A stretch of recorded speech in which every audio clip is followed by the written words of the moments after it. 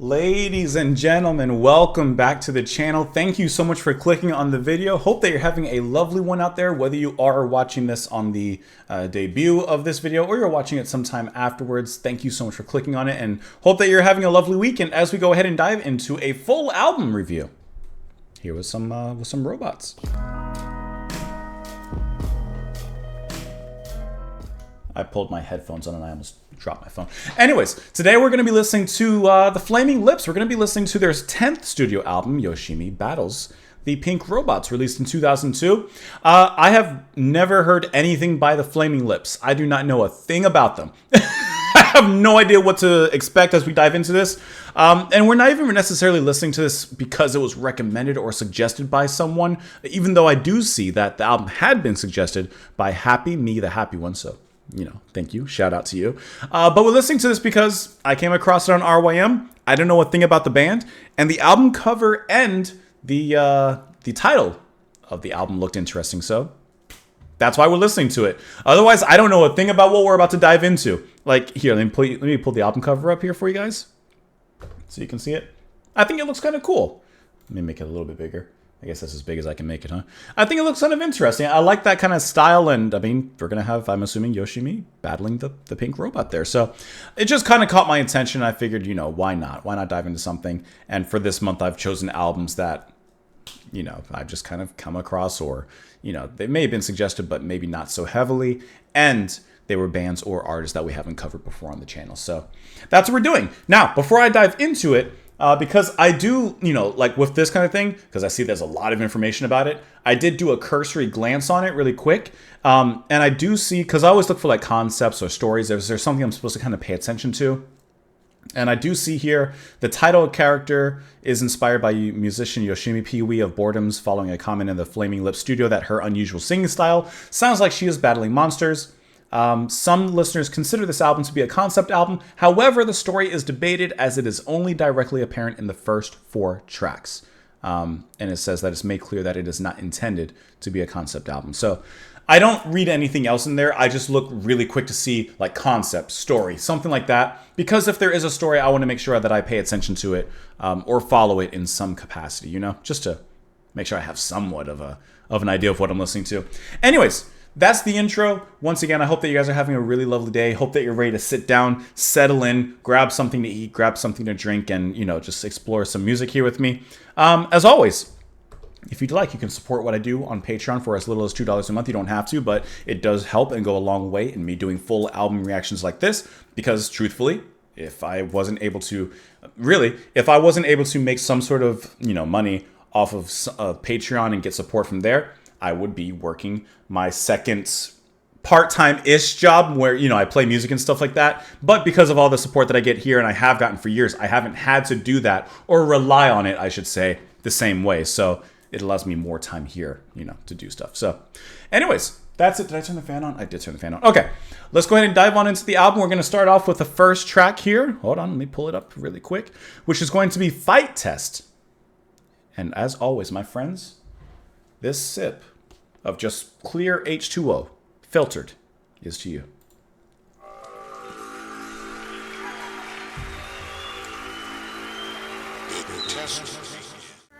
To fight, I thought there was a virtue in always being cool. Now tell me when would be the time she would stand up and be a man. Love that synth. 'Cause I'm a man, not a boy.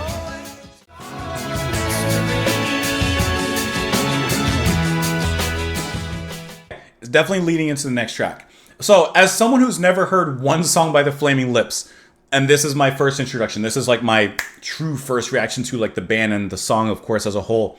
What a wonderfully colorful and vibrant, densely layered melodic track this is. All right, don't take this super out of context. This is the first track I've heard from the band. It's just where my mind goes, okay? But this sounds to me like if the Beatles were tossed into early 2000s, given a little bit more, like, of course, of the technological advances that would come along in music with synths and stuff like that. And somewhere in this realm, I feel like they would have a sound. Because Flaming Lips, like with this track, there are so many layers of vocals, guitar, synth. I love the bass line and how it rides the synth in this track. I don't know anyone in this band, so the bass is going to be played by Michael Ivins, and they're all doing like a lot of information. Like, just so you guys see as well, like, you know, it's 3 people really, and they're all handling a lot of different instruments. I mean, they're pretty much all playing multiple. Just really a fantastic bass line, and it so well works with the whole mood of the music, which is just so joyful and happy and bouncy. There's a true sense of jolliness that's being played here that I really enjoy. I like the vocals from Wayne Coyne, who seems to be the lead singer and songwriter here. I like how his vocals float over everything. There's that effect at one point that kind of adds this, I don't know, this kind of echoey, not a bullhorn sound, but like an echoey, amplified kind of texture to his voice. And then the other members are in the background singing beneath it. It's just like this constant, swirly, Starry Night-esque, you know, waves of music and melody that are being pumped out here that I found really enjoyable. This is just very, very energetic and colorful. I think that's the best way to really describe the sound that they have. I really like that. Let's dive into the lyrics here. The test begins now. I thought I was smart. I thought I was right. I thought it better not to fight. I thought there was a virtue in always being cool. So when it came time to fight, I thought I'll just step aside. And that the time would prove you wrong and that you would be the fool. So he's taking a pacifist step in this. He said, you know, okay, the fight test begins, whatever this fight is. You hear the crowd. So in my mind, I think they're all in an arena of some sort, like a battle royale or like a Hunger Games kind of thing. And he says, well, it might be better not to fight, you know, kind of sticks my guns. I don't know where the sunbeams end and the starlights begin. It's all a mystery. Oh, to fight is to defend. If it's not now, then tell me when would be the time that you would stand up and be a man. So if you're not going to fight now, when then? For to lose I could accept, but to surrender I just wept and regretted this moment. Oh, that I was the fool. So now he regrets this peaceful step that he's taken when he's realizing maybe he should have fought a little bit. Because I'm a man, not a boy, and there are things you can't avoid. You have to face them when you're not prepared to face them. If I could, I would, but you're with him now, it'd do no good. I should have fought him, but instead I let him take you. So now it's, of course, coming down to a relationship. So this fight test, you know, with the sounds and the way that it was being built up before, I'm thinking this grand, almost gladiatorial-esque battle that's happening in an arena, but this is a battle taking place in the arena of love. And then, of course, the test is over now is announced. So the test is over, and it seems, at least based off these lyrics, that he has failed and lost who he was seeking. Let's move on into the next track here, which it's going to be, hold on, One More Robot / Sympathy 3000-21. Let's let it roll.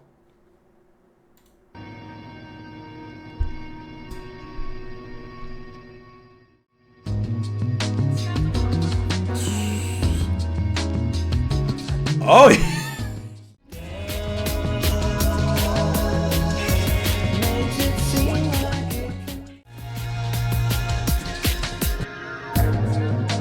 this is good. One more robot learns to think. I am so curious to see where the rest of this album goes, because that is, to me, a 5 out of 5 track. That is so good. Okay. The band has this cool way of bringing in this kind of electro psychedelic sound with, of course, live instruments, but also bring in like the drum machine here, and constantly these layers of sounds underneath the lead singer's voice. There are so many times where the backup singers or the harmonies come through just as an undercurrent, but they give a little bit of this like experimental electronic effect that they have where they fade in, fade out, pitch out. And then the way that mixes all in with this synth C, because to me that is really truly the atmosphere of a lot of the undercurrent of the music here. It's a sea bed of synth sounds and just like moving melodies, and it is so fantastic. I love the drum beat when it first comes in, not yet the boom, but like just that kind of soft paced, but still kind of giving a little energy of a drum beat that comes in with a verse. And then when it moves into that chorus where the actual drum machine comes in, just kicking into high gear, but still holding this wonderful wall of subtlety within it. It just sounds so good. That transition is amazing. And the band, which is just 3 people, 3 people are creating this sound, which I think is just absolutely crazy. Wayne Coyne, Stephen Drozd, and Michael Ivins. That is absolutely sensational. And this track, of course, has the slash and, telling you that it's basically a 2-part track. And the One More Robot part kind of focuses on the robot. It focuses on the machine. And then the Sympathy 3000 part, I love how the music stops. It creates this little moment of peace that carries on in those strings. And then before you know it, it explodes into this beautiful, romantic, just fog of feeling. It's such a beautiful moment that just kind of springs forth from the previous sound. I think that this is awesome. I am really, really excited to see where the rest of this album goes. And I like that it kind of takes... I won't go as far as to say that it takes a trip hop kind of sound, but it definitely takes an alternative rock, with a little hop in there kind of sound, which is just absolutely fantastic. Unit 3021 is warming, makes a humming sound. When its circuits duplicate emotion and a sense of coldness detaches as it tries to comfort your sadness. One More Robot learns to be something more than a machine. When it tries the way, it does make it seem like it's in love. Because it's hard to say what's real when you know the way you feel. Is it wrong to think it's love when it tries the way it does? Feeling a synthetic kind of love, dreaming a sympathetic wish as the lights blink faster and brighter. And then, of course, the lyrics repeat again. So it's kind of like Isaac Asimov's Do Electric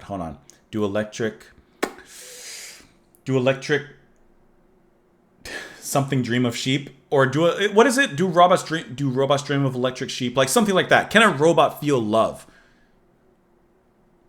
I don't know. Something like that. That's kind of what I'm getting out of it. Can a robot feel love? It's learning to be, like he says, more than a machine.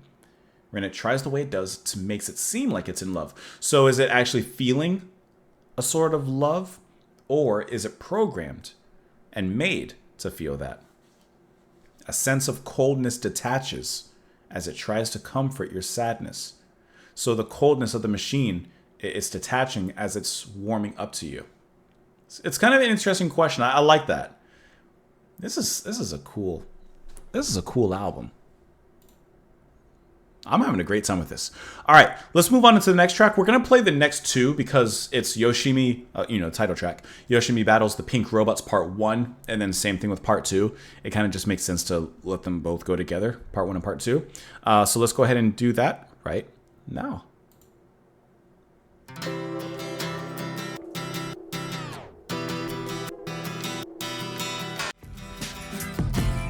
She has to discipline her body.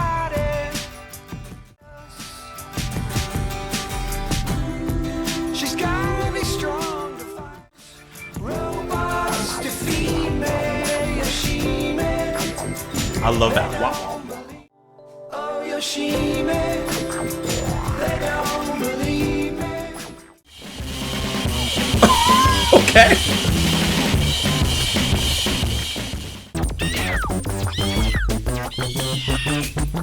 Must be the fighting. What an awesome track that was. Okay, Part 2 took me by a huge surprise.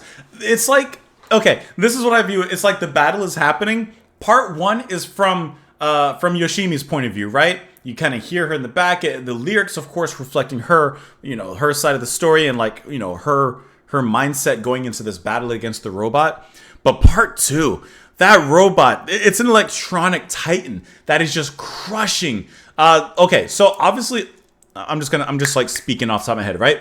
The kick drum, the electronics in Part 2 are absolutely massive and stomping. It has this crushing kind of tone to it. Which, can I just say, I'm pulling it up so you can look at it again. Kick drums are played with your feet. The robot has some big feet. Are you kidding me? Please clap. You can't tell me that that wasn't intended. That is so cool. And I love how how massive and heavy part 2 sounds. And yes, at 2 minutes and 57 seconds as compared to the first, part with 4 minute whatever seconds it does play almost like an outro to the song of part 1 or to part 2. But it is for sure its own thing with just how tonally complex and different it is from part 1. That is such a cool track, like these two together, but I'm kind of talking them separately. Just a really cool concept from beginning and the songwriting point of it to the actual execution and how these two sound. Also in part 1, I love that kind of wow, right? That kind of electronic growling, whirling sound. To me, that's symbolic of the robot. And I like how at the end of part 1, that part is allowed to sustain and go on a little bit longer. And that, of course, leads into part 2. So that robot is kind of growling and waking up and kind of, getting ready to battle from the beginning, from part 1. And then in part 2, it actually, stomps. Now, I don't know, because there's no lyrics in part 2, but only in part 1. But I don't know. By the way that the music was stomping in part 2, I don't know if Yoshimi survived that one.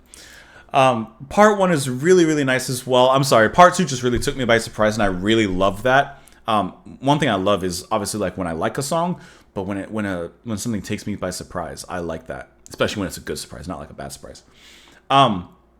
Part 1, I like how motivational it sounds. I like how the robot is kind of just, like I said, just that kind of growly undercurrent. But besides that, it is just as melodic and colorful as the previous tracks. So that's why I say that part 1 feels more like Yoshimi's walkout song. This is the coach motivating her and getting ready, pumping her up before she goes into battle and into the fight. Pumping her up with not only motivation and words of encouragement, but also vitamins apparently. And one thing I'm noticing as I'm listening to the Flaming Lips is they constantly have these deep layers of sound and harmony. I feel like all 3 members are pretty much constantly playing. They're always doing something. They're always involved in here, whether it's something as small as, a few licks on the synth, or, something as massive as, those electronic drums. There's always something happening in the music. And I like how catchy this song is. I like the beats, the groove of it. Definitely taking on more of a modern alternative rock pop kind of sound here, rhythm-wise. But part 2 completely, to me, throws that out of the window. Her name is Yoshimi. She's a black belt in karate. Working for the city, she has to discipline her body because she knows that it's demanding to defeat those evil machines. I know she can beat them. Oh, Yoshimi, they don't believe me, but you won't let those robots eat me. Yoshimi, they don't believe me, but you won't let those robots defeat me. It's kind of like how Oberyn Martell fought for Tyrion as his champion in the trial. Well, that didn't work out well, but those evil-natured robots, I'll get you, Yoshimi. I love how the robot makes an appearance here with its deep robotic and threatening voice. They're programmed to destroy us. She's got to be strong to fight them, so she's taking a lot of vitamins. Oh, Yoshimi, they don't believe me, but you won't let those robots defeat me. Well, like I said, I can't quite say how the battle ended, because as far as I can tell, it's a little bit left up into interpretation. But by the way that machine was coming out the gate, I don't know. All right, so looking at the Wikipedia article, it says that this song reached number 18 in the UK singles charts, the highest charting single from the album, after which the band made its debut appearance on Top of the Pops. It is also a playable song in Rock Band 3 and Fantasia, whatever. It is also one of the band's most popular songs they've played live and is usually accompanied by a massive sing-along at Coin's urging. During a concert, Miley Cyrus and Coin appeared on stage and sang the song together as well. So yeah, very, very cool track. All right, actually, I just noticed. I think isn't that the robot's feet? Yeah, Yoshimi didn't survive this one. I think she's done. I don't think there'll be a sequel to this one, guys. I don't think she. I'm just saying, it didn't sound like she survived that one. I think she's gone. You lose. Yep. Good day, sir. All right, let's move on into the next track here, and that is going to be In the Morning of the not musicians, In the Morning of the Magicians. Here we go. And you can hear how these all connect obviously before, and now it's moved into something different with the acoustics.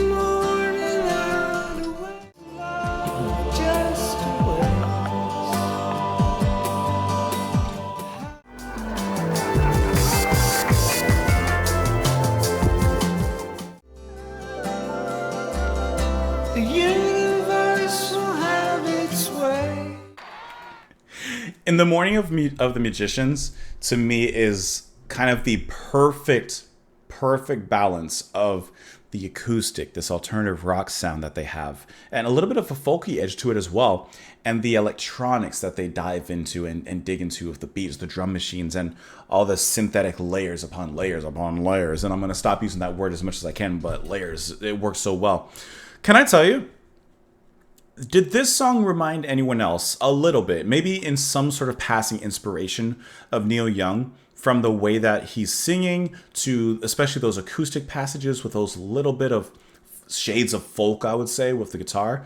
It reminded me of Neil Young a lot, and the way that he would sing. And I love the way that this track is structured. So first of all, carrying forward from the very, beat-driven and electronic-driven, edges of part two, as it fades into this, we are continuing that beat groove, but of course with more mellow accoutrement as opposed to the harsh sounds of machinery before. Then it kind of cuts that off immediately and goes into the acoustic guitar. And it's just this very passive and pleasant tune from that point forward. And I love how the drums build up from that point. First you get like a quick double kick, and then eventually like the snare is added. And the beat, you can actually see the tadpole to frog progression of the drums and the beat before it becomes full-fledged and more strings and synths arise, and it lights up very wondrously, like lighting up a Christmas tree. Like, it just lights up very, very nice. And then it throws it away, and it starts over into those acoustic sections. So structurally, it has this really, really nice progression, breakdown, build up, and then, forward again. And that's just carried really, really nicely. The ending is just so soothing and relaxing, but at the same time, like I said, it has this playful edge to it. Like, we're 5 tracks in, and, like I said, once again, this is all I know from the Flaming Lips. I don't know if this is like their typical sound, or if this is kind of the outlier from their usual stuff. Because this is their 10th album, I said. So I don't know where they go from here or where they've come from. But their merging and their combinations of all these different instruments and sounds, to me, is magical, to take a page from the title of the track. They just have it all, and they put it together in something that's both poppy and catchy, as we saw, with part 1 of Yoshimi Battle with the Pink Dragons, Pink Robots, like how that did chart and is one of the more popular songs. But they also have these, moments and songs like this where there's a little bit more experimentation. There's a little bit more progressive to it, I think that's really cool, and it comes across incredibly well in the music here. In the morning I'd awake, and I couldn't remember what is love and what is hate, the calculation's error. What is love and what is hate? And why does it matter? Is to love just a waste? How can it matter? So this, I can imagine someone looking at the stars late at night, and this is just how I see it, sitting on a hill in solitude, just looking up and just wondering these questions, asking these questions. Those deep thoughts that you have sometimes out of nowhere, sometimes very intrusive, and then it just leads you down this rabbit hole of, what if this and what about this? As the dawn began to break, I had to surrender. The universe will have its way, too powerful to master. So I love this line because, as he's pondering this, he says as the dawn began to break, so he's been thinking about this all night. At some point, you just got to give up. You just have to surrender to life. You just have to surrender to as he says, the universe. It's going to have its way. So don't even try to fathom it. Don't try to master it. You just got to roll with it. That's really you just got to roll with it. But I do like how in verse 4, he repeats once again, what is love and what is hate? So even though I think a lot of us, like as humans in general, we have those big questions, but at the same time, you have to let it go, right? Like I said, you have to roll with the universe. But those questions don't quite go away. You still ask yourself questions, So I like this, this rotation of pondering, giving up, and just, going with the wind, going with the flow. And then you ponder a little bit more. You keep on thinking just a tad more. Let's go to move on to the next track here, which is going to be Ego Tripping at the Gates of Hell. That is, sorry, that is the coolest sound or title for a track. I think that sounds really, really cool. Let's go ahead and give it a listen and see if it's as cool as it sounds.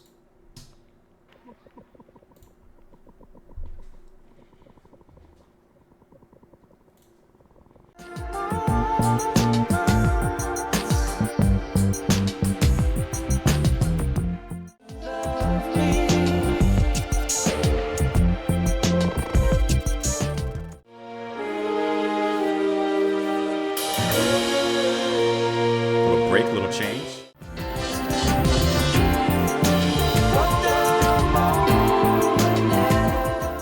This song to me was like a very, not middle of the road, but mid-tempo, almost relaxing. Well, no, relaxing actually isn't the right word I want to use.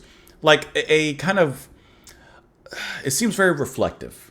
You know, after like the previous two tracks, this one seems to almost take a little bit of a step back, take away a little bit of the complexity, a lot of the density that's been happening. Still give us a lot of subtlety with the background noise. There's like a, there's like a fluty kind of synth sound that kind of sweeps in there. There's a little bit of horns that blow, especially in the end, but like very lightly and sparsely at that. I love when the beat is going and the guitar cuts off the beat and just kind of like, and then the vocals just kind of float over everything. Like this song just has a very reflective sense to me, which brings balance to this part of the album. You know, we're about, I guess technically a little over halfway through now. And it, you know, at this halfway point, what do we want to, or what is the band trying to tell us? What are they trying to deliver us? You know, at this point in the journey, what have they given us and where are we going? This is that moment of reflection. If it was like a classic record, this is, to me, this would be like where you would turn the record over. And this is my assumption. I would assume that with the next track, Are You a Hypnotist? Like, I don't expect it to put me to sleep. I expect like that energy to now come back. You know, this seems like the end of side one, flip the record and head over to side B. But I like this song and I'm looking at it and the phrase ego tripping sounds familiar, but I don't know what it is. So I'm actually going to look it up really quick. Just going to give it a Google search here. Well, Ego Tripping is the 9th studio album by Snoop Dogg. So there's that. I also see that it's a poem here. Ego Tripping. There may be a reason why. Is it long? It's not that long. We can read it real quick. Why not? You're here. Listen, you're here. I'm here. Let's read this real quick. Maybe it has to do with the song. I was born in the Congo. I walked to the Fertile Crescent and built the Sphinx. I designed a pyramid so tough that a star that only glows every 100 years falls into the center, giving divine perfect light. I am bad. I sat on the throne drinking nectar with Allah. I got hot and sent an ice age to Europe to cool my thirst. My oldest daughter is Nefertiti. The tears from my birth pains created the Nile. I'm a beautiful woman. Okay, so this is, you know, kind of thinking back to like African descents, the beginnings of life and in general. I gazed on the forest and burned out the Sahara Desert with a packet of goat's meat and a change of clothes. I crossed it in 2 hours. I am a gazelle, so swift you can't catch me. When was this written? I want to see, like, really quickly. I'm assuming maybe copyright 1968. Okay. I want to make sure I wasn't reading something like that was written 2024. That obviously the band is not going to be influenced from. For a birthday present when he was 3, I gave my son Hannibal an elephant. He gave me Rome for Mother's Day. My strength flows ever on. My son Noah built a new ark, and I stood proudly at the helm as we sailed on a soft summer day. I turned myself into myself and was Jesus. I like that. God into God, and like Son of God, Trinity, all that. Men intone my loving name. All praises, all praises. I am the one who would save. I sowed diamonds in my backyard. My bowels deliver uranium. Like Africa itself. The filings from my fingernails are semi-precious jewels. On a trip north, I caught a cold and blue. My nose giving oil to the Arab world. I am so hip, even my errors are correct. That's funny. I sailed west to reach east and had to round off the earth as I went. The hair from my head, thin and gold, was laid across 3 continents. I am so perfect, so divine, so ethereal, so surreal, I cannot be comprehended, except by my permission. I mean, I can fly like a bird in the sky. This is a cool line. Okay. I don't think that this poem has anything to do probably with the song, but it's a cool poem. I was waiting on a moment, but the moment never came. All the billion other moments were just slipping away. I must have been tripping. We were slipping all away, just ego tripping. I was wanting you to love me, but your love, it never came. All the other love around me was just wasting away. I was waiting for a moment, but a moment never came. And this is ego tripping at the gates of hell. So when I think of at the gates of hell, this is like at that final moment before you cross a Rubicon that you can't cross back, before you enter that final destination, I guess, of some sort. So, he was waiting for this moment, but it never came. It just, all these opportunities slipping away. He was hoping for something perhaps better, but it never came. Maybe it was his ego that was preventing him from taking action, thinking, maybe, it's going to happen, whatever this thing may be, but it never did. So he says he's ego tripping. I think that might be what it is. I don't think that the poem has anything to do with it. And I never usually click on the annotations because I like to come up with my own interpretation. Right or wrong, it's mine. And I'm still not. It says that, I guess this is also an EP that was released in late 2003. It says, despite being named after Yoshimi, or after the Yoshimi album, this song is not the lead track and does not even appear in its original form. Okay, that's kind of interesting. Anyways, let's move on into the next track, which is going to be Are You a Hypnotist? Let's see. Is this a Mellotron?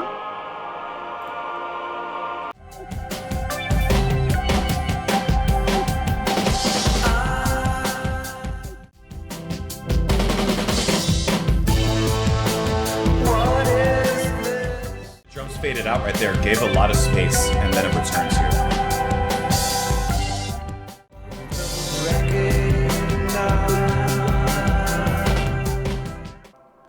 I love what I'm assuming is... Oh, sorry.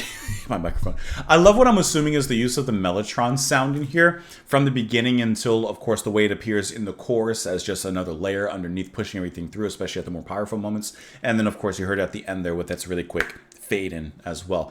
I just think that is such a beautifully haunting sound, one of my favorite sounds ever. And the way it's used here is, I think, perfectly. It's like this piece of sparse instrumentation that just gives a certain shade of light into everything. The drum fills also I really enjoy. So here we're kind of once again getting maybe not necessarily a drum machine, but like the set and the way it's produced gives it almost a little bit more of an electronic feel, especially with the depth of the bass, like the kick on there. And what I think is really cool is like the drum fills, especially one notable one in here, where it sounds completely different. It's not just like a drum fill like kung kung kung kung kung kung kung.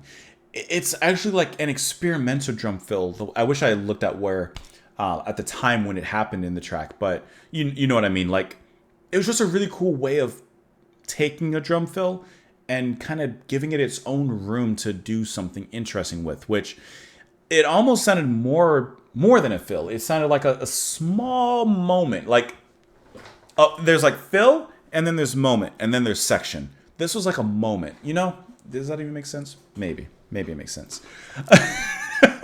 Maybe it makes sense. Love this singing. I love the little synth that's on top. Very melodic. Just once again, this is just another good track. I'll say it doesn't stand out as much as some of the others, but it's another good track with a really great mood. And I love the catchiness of the chorus. And every time he says, "Are you some kind of hypnotist?" I had forgiven you for tricking me again, but I have been tricked again into forgiving you. Nice reversal in the lines. What is this? Are you some kind of hypnotist? Waving your powers around the sun eclipse behind the cloud. I thought I recognized your face amongst all those strangers, but I am the stranger now amongst all the recognized. All these twists and turns, and he thinks he has it, but then it turns out this person has him, and he's like, Am I being hypnotized? Am I being gaslit into all this, or what's happening? Then he repeats that again. What's happening? I love the reversals in the lyrics there. Let's move on to the next track, which is Summertime. When the living was easy. All right, let's go.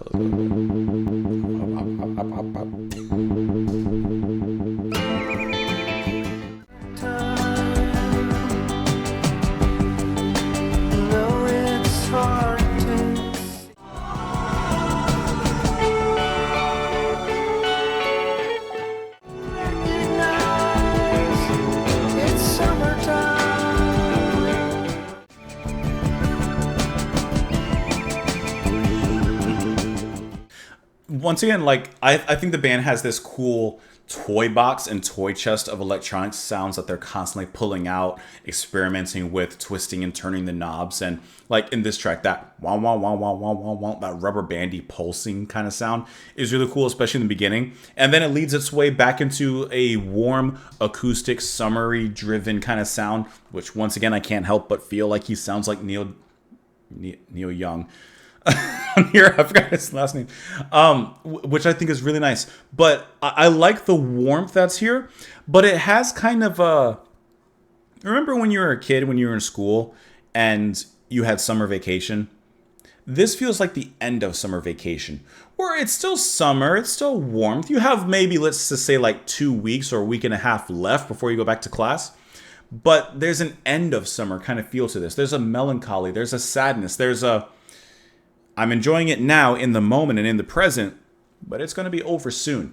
Like, that's the feeling and the emotion I'm kind of getting from this, which I'll be honest, I was looking at the lyrics, but I wasn't really paying attention to the lyrics. Let's see if that kind of tracks a little bit. It's summertime, and I can understand if you still feel sad. It's summertime, although it's hard to see its true possibilities. When you look inside, all you'll see is a self-reflected inner sadness. Look outside, I know you'll recognize it's summertime. So on the outside, it's warm, it's sunny. He says it's summertime.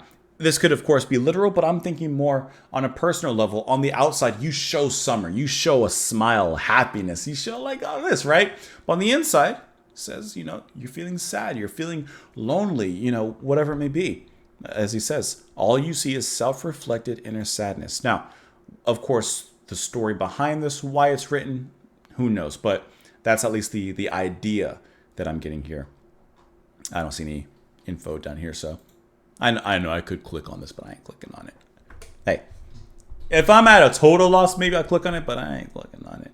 Let's move on to the next track here, which is Do You Realize? What do we realize or what don't we realize? Well, there's only one way to find out, and that's to have this realization realized. Let's go ahead and realize it together. Oh, that's cool.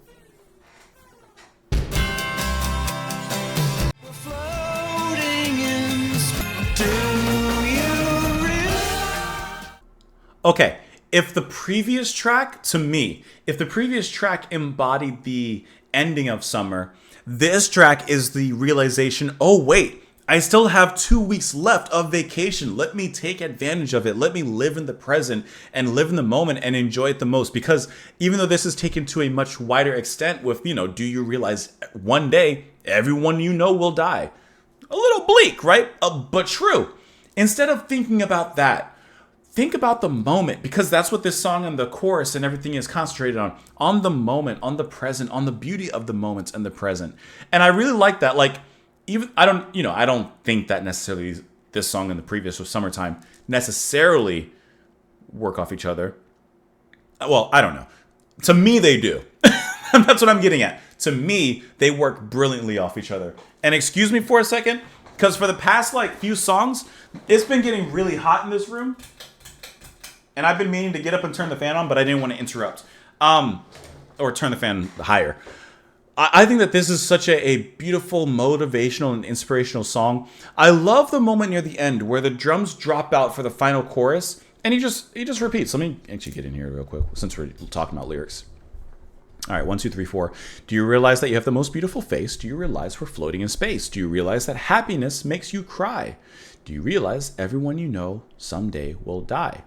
So it goes from these nice, positive, reaffirmance into, of course, the grand old question, everyone will die someday. And then the chorus. And instead of saying all your goodbyes, let them know you realize that life goes fast. It's hard to make the good things last. You realize the sun doesn't go down. It's just an illusion caused by the world spinning around. I love that. I love how at first he presents beauty. And like I said, positivity in those first lines. I'm pointing my hand to the lines, but you guys can't see that. I'm going to use the mouse. He starts with, you have the most beautiful face. Then he starts to ask more grand questions. And it ends in here with something kind of bleak a little bit. But then he reaffirms it. He brings that positivity and that encouragement to it with these last lines while still acknowledging the grander scheme of things, I guess you could say. And I like how in the second chorus, the drums are dropped out, which to me gives a lot more weight to that chorus and a lot more weight to the lyrics that are being said there, because more focus is now shown on the lyrics and the way it's sung there. I think that's wonderful. I love the way that the rest of the band and it seems like that crowd, which is constantly kind of hanging around. I like the way that there's some sort of in-studio audience participation with, the background singing and how big that feels. Like I said, this to me is the realization that you still have some time in summer to enjoy. So enjoy it as you will. I also opened up the Wikipedia page for this one. It says that it was released as the first single from the album. It is one of the band's most accessible and popular songs, reaching number 32 on the UK singles chart.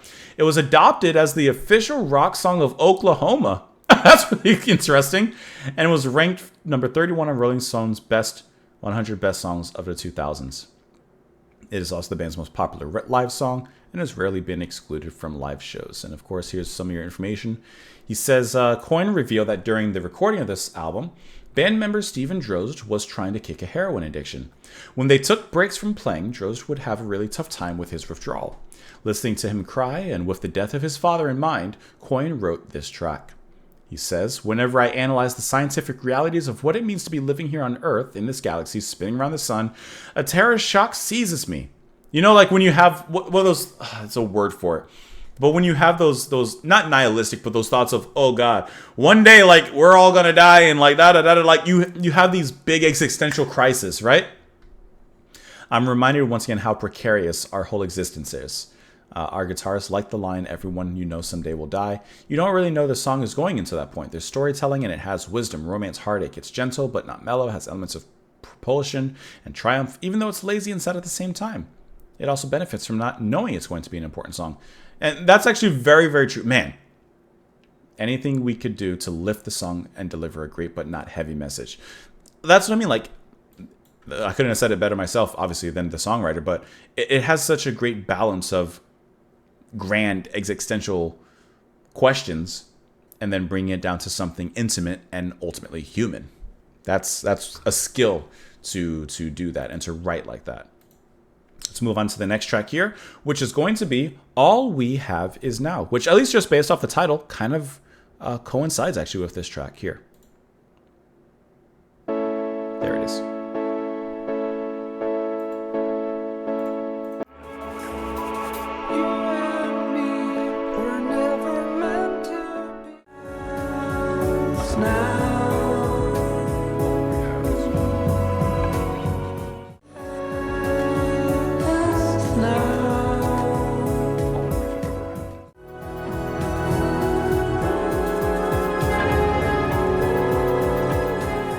That's brilliant.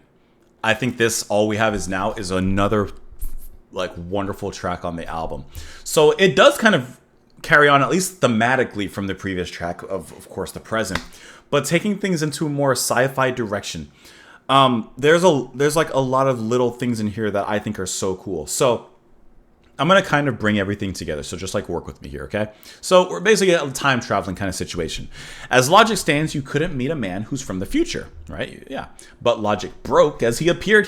He spoke about the future. So, time travel is impossible. Oh, wait, guess not, because this guy appeared, this star man, you could say, and he spoke about the future. He says, we're not going to make it. He explained how the end will come. You and me, we're never meant to be part of the future. All we have is now. All we've ever had is now. So before we even go any further, just lyrically, the guy from the future comes over and says, listen, all you have is now. We don't have the future, so don't even worry about it. Just enjoy the present, right? Beautiful lines, beautiful sentiment. You could leave it at that.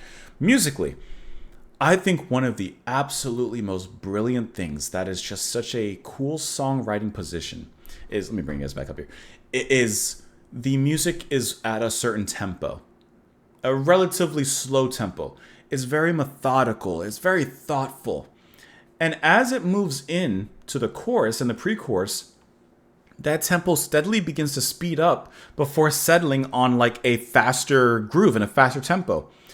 I think that the band does that because in some capacity, maybe it's me, that kind of makes me think of time travel.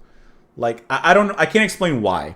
But, you know, going through time and space and going back in time, this guy from the future, when he's coming back, he comes back and, like, I don't know, the way that the traversal is handled also kind of works in the tempo and the speeding up of things. I don't know why. It just, to me, that makes sense. Also, the way that the music kind of comes to life just a little bit more in the chorus. The guitar is played just a little bit more up front. It's kind of like this celestial beam of light that's like glowing. And because it's revealed, hold on, I noticed he had a watch and a hat that looked familiar. He was me from a dimension torn free from the future. We're not going to make it. He explained how the end will come. You and me were never meant to be part of the future. All we have is now. So it's revealed that it's himself, okay?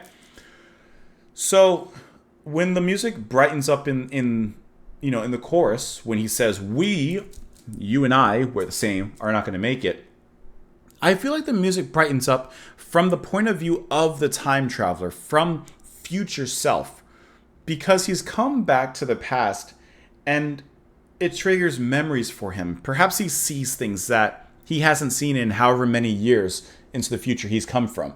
So, like, I don't know. Maybe, like, for example, this is just now I'm kind of mind canning here. Maybe in the future, let's just pretend 50 years later, he's alone, no family, the environment around him has changed, of course, as things often do. But now in that time traveler coming back to the past himself, he sees things that he hasn't seen, smelled, experienced for 50 years.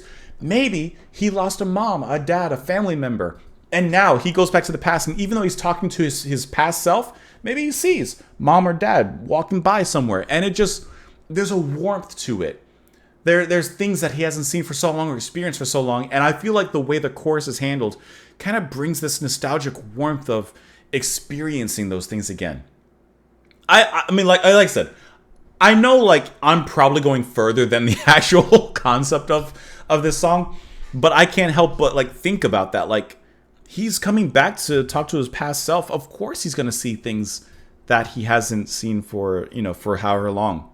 And he's telling his past self, all we have is now. But in a sense, he's also telling himself, literally and figuratively, all you have and all I have are now. That is brilliant. This is, to me, another top track on the album. I think that this is really, really great. And kind of going to what we said when we read those words about the previous track from Wayne, the songwriter, about writing about these deep thoughts and these things, but not making it seem like that. That's what I'm seeing right here with this track.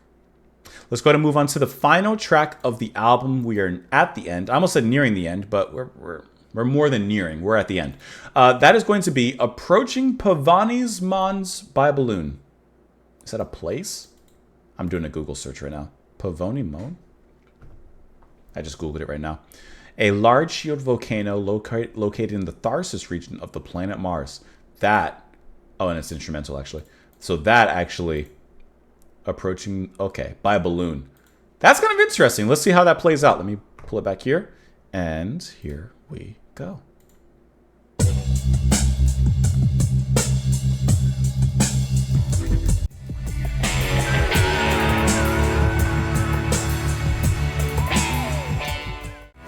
Hear me out. Keep listening. Keep listening.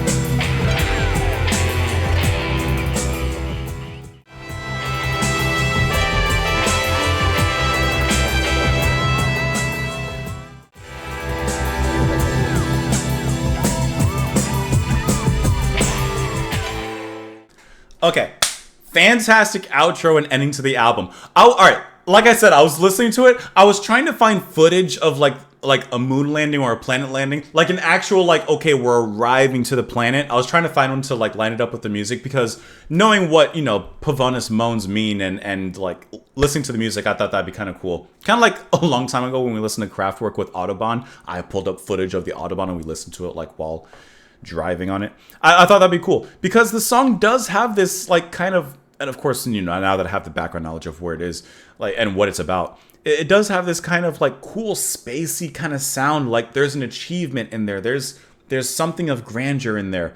And I love how the horns come in at the end and kind of symbolize, like I just said, like that achievement, that wow, we actually, landed on the moon and, approaching this giant volcano. And it just has this really cool sound. while at the same time throwing in a really nice beat as well behind it to drive it along. That was really cool. I know I played footage from Mars, but I was trying to find footage from I couldn't find like what I was envisioning. You know, I had a certain vision in my mind, and that's what I wanted to play. But I couldn't quite find that. And I like that the band ended this with an instrumental, you know, just like I said, like a nice outro. Kind of like part 2 was for the title track of the album.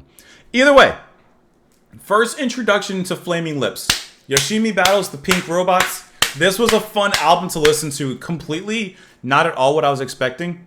Like I said, I'd heard of the band, but I don't know what like they do or what type of music they make really. So this is not at all what I was imagining. Not even close. I think that their marriage of electronic and rock and acoustic is just really, really unique. I think that it stands out quite a lot. So I don't know if this sound that the album has is typical of their sound, or if this is not typical at all. If this is kind of like I said, the outlier or whatever. But just a really, really cool album. I would say my favorites for the album. All right. If I'm putting the title track together, part 1 and 2, then I would put them together. But if I'm being separate as it is, part 2 is just like so cool. I just think that that's like such a cool sound that they put there. But I would just put them together. After that, I would probably go, I think, Fight Test, In the Morning of the Magicians, and All We Have Is Now. I know I'm choosing quite a few favorites, but I think those are the best tracks. I might put title track and Morning of the Magicians, I put together. After that, Fight Test, and then All We Have Is Now. I think those are the standouts. I think those are the most, at least for me, hard-hitting tracks on the album. Those are really, really good. What a fantastic album. Hope that you guys enjoyed listening to it alongside with me. Hope you enjoyed the music as well. Let me know your thoughts, of course, in the comments down below. If you haven't, or once again, just to plug it, because that's what I got to do. Patreon, if you'd like to support what I do, you can do that for as little as $2 a month. You don't have to. You can, just not. Or you can do it for 1 month. It doesn't matter. But I appreciate it, if you check it out. Like the video, subscribe, Thank you guys for spending some time with me. Hope you come back tomorrow, and I will see you all then. Bye, guys.